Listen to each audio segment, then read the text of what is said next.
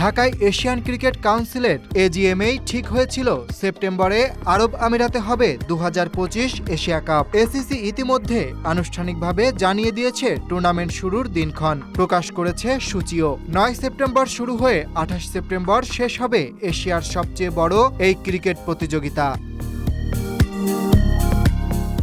এসিসির president Mohsin Naqvi সামাজিক platform এক্সে টুর্নামেন্টের সূচি জানায়। এরপর সংবাদ মাধ্যমেও পাঠানো হয় বিজ্ঞপ্তি। তবে ম্যাচগুলো কোথায় অনুষ্ঠিত হবে তা সেখানে ছিল না, এমনকি সময়সূচিও নির্দিষ্ট নয়। নাকভি শুধু বলেছেন আরব আমিরাতে হবে টুর্নামেন্ট, যেখানে পুরো এশিয়ার ভক্তরা একত্রিত হবেন ক্রিকেটের সেতুবন্ধনে। ধারণা করা হচ্ছে ভেন্যু হতে পারে দুবাই এবং আবুধাবি। আয়োজক দেশের বোর্ডের সঙ্গে কিছু আনুষ্ঠানিকতা বাকি থাকায় সম্ভবত এখনই ভেন্যু ঘোষণা করা হয়নি।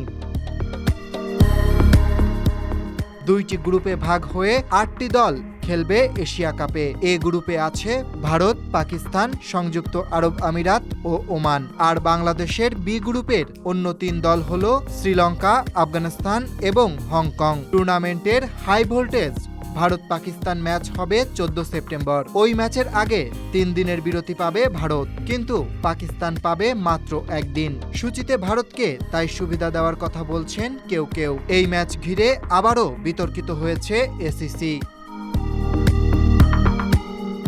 Aritra Basu, desk report.